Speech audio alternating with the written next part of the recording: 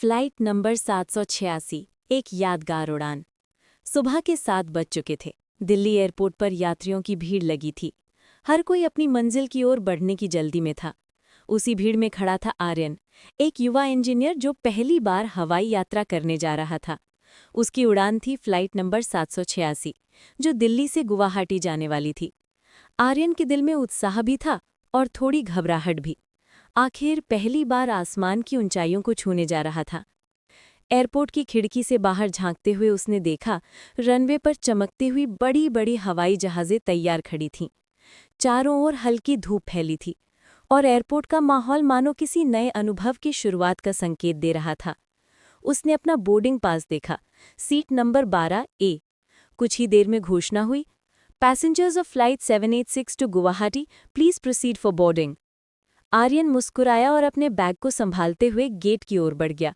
जैसे ही वो विमान में दाखिल हुआ, एयर होस्टेस ने मुस्कुराते हुए स्वागत किया, वेलकम अबॉर्ड फ्लाइट 786। अंदर की ठंडी हवा और मुलायम सीटों ने उसका डर कुछ कम कर दिया। विमान ने धीरे धीरे रनवे पर गति पकड़ी। आर्यन की धड़कन तेज हो गई। अचानक एक झटका लगा और विमान आसमान की ओर उड़ चला। नीचे देखते हुए उसने देखा, शहर, सड़कें और गाड़ियां सब छोटे छोटे खिलौने जैसे लग रहे थे। उसे विश्वास नहीं हो रहा था कि वो सच में धरती से हजारों फीट ऊपर उड़ रहा है। थोड़ी देर बाद विमान स्थिर हो गया। बादलों के बीच से झांकती सूरज की किरणें मानो सोने की धाराएं जैसी लग रही थीं। एयर होस्टेस ने मुस्कुराते हुए नाश्ता परोसा। आर्यन ने खिड़की से बाहर झांकते हुए चाय की चुस्की ली और सोचा, जिंदगी में ऐसे पल ही तो याद रह जाते हैं। विमान में उसके पास बैठी एक वृद्ध महिला ने बातचीत शुरू की। वो असम के तेजपुर जा रही थी, अपने बेटे से मिलने।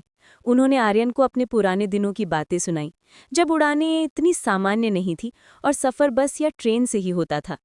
आर्यन ध्यान से सुनता रहा।